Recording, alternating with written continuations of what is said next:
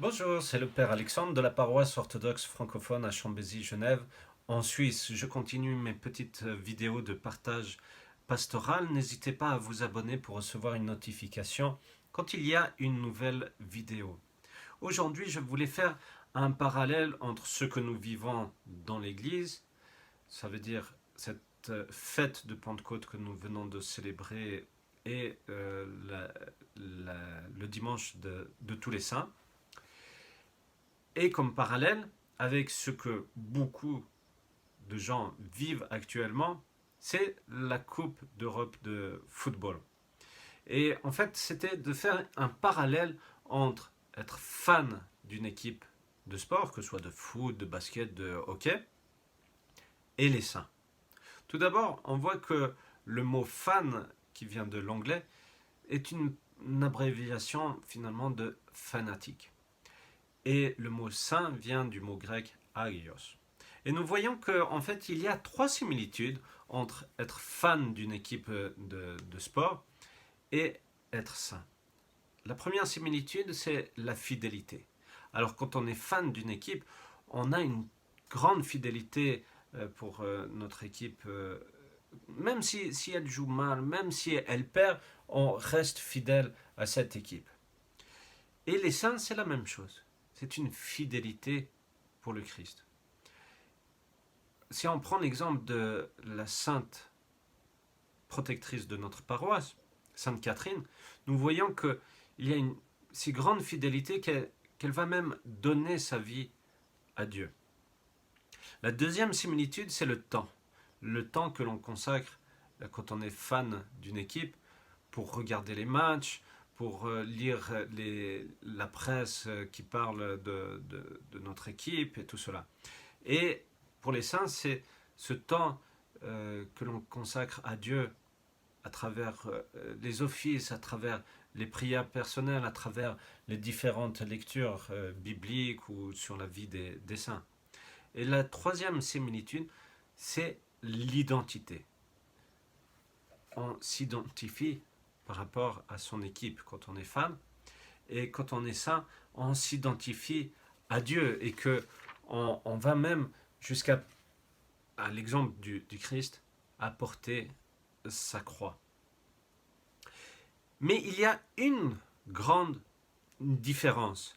On voit que quand quelqu'un qui est fan et s'arrête d'être fan et quitte cela, il y a peu d'importance, on ne se pose pas plus de questions. Par contre, quand quelqu'un, un chrétien, quitte l'Église, c'est comme un tremblement de terre d'une certaine façon. Et on se pose la question pourquoi et comment.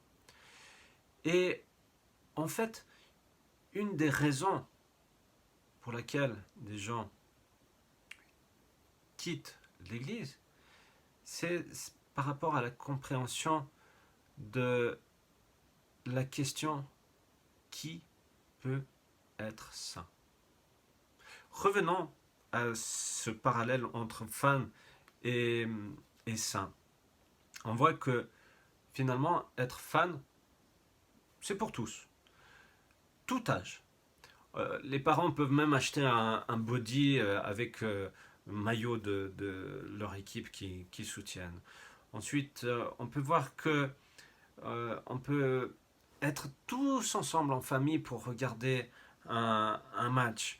On peut acheter des posters du joueur, d'un des joueurs de son équipe préférée.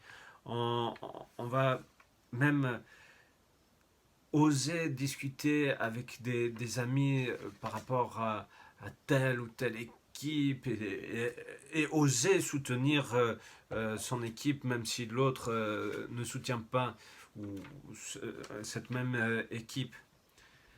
Et, et vous voyez, par rapport à la foi, combien de fois on prend un moment avec nos enfants et on va échanger avec notre enfant en disant voilà, moi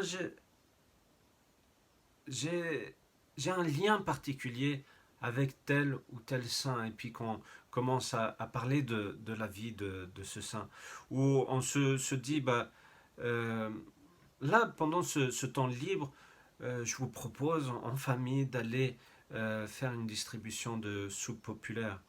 Et quand est-ce que on a osé, pour la dernière fois, d'inviter un ami qui n'est pas croyant, qui n'est pas chrétien, à venir assister à une célébration pour partager avec elle cette profondeur de l'office liturgique. Et quand est-ce que on a osé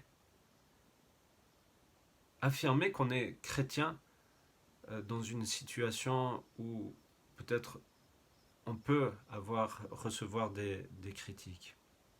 Et souvent on se dit, ben finalement, la, la sainteté, c'est vraiment pour une certaine élite, que par exemple seuls les théologiens lisent tous les jours la Bible, que finalement seuls les adultes peuvent, et encore pas tous, peuvent aller se confesser, où on se dit que seuls les enfants sont vraiment dignes d'aller communier, ou que c'est seulement pour les moines et les moniales le carême, et que finalement toute cette question de qu'est-ce que être chrétien aujourd'hui, seuls les prêtres peuvent répondre à cela. Or, ce n'est pas vrai. On voit à travers les épîtres de Paul, qui s'adressent régulièrement dans ses lettres aux saints. Ce n'est pas pour une élite, c'est pour chacun d'entre nous. Nous sommes tous appelés à être des saints. Et que finalement, nous sommes créés à l'image de Dieu, et que nous avons à trouver cette ressemblance de Dieu. Et que finalement, quand on entend cette bonne nouvelle de la mort et de la résurrection de notre Seigneur Jésus-Christ, et qui nous offre par amour la vie, ça s'adresse à chacun d'entre nous, à vous, à moi, à nous tous. C'est pour tout le monde, cette possibilité de sainteté. Même les jeunes, les plus jeunes, vous êtes invités à être des saints. Si on prend cet exemple de Saint Porphyre, qui est décédé dans les années 91, on voit que dès son plus jeune âge, il a ressenti cet appel, qu'il a ressenti cette profondeur de relation, d'amour entre lui et Dieu. Et que dès son plus jeune âge, je crois vers 16, 18 ans, il a déjà fait des miracles. Donc ça s'adresse à chacun d'entre nous, même jeunes. C'est pas une question d'histoire, que c'était à une certaine époque ou que ça s'adresse à certaines personnes. Ça s'adresse à chacun d'entre nous, même maintenant. Et que même si on a eu des vies difficiles, de péché, comme on peut le voir avec l'exemple de Sainte Marie d'Égypte ou Saint Silouane, il y a cette possibilité de changer et de devenir des saints. Et que, comme on peut le voir, comme les fans d'un club sportif, on soutient ce que l'on aime. Et là, c'est une certaine rupture par rapport à ce parallèle entre fan et saint. C'est que pour être saint, c'est encore plus profond que d'être fan. Et laissez jaillir cela. Osez prendre ce temps pour Dieu. Osez prier. Osez jeûner. Osez lire.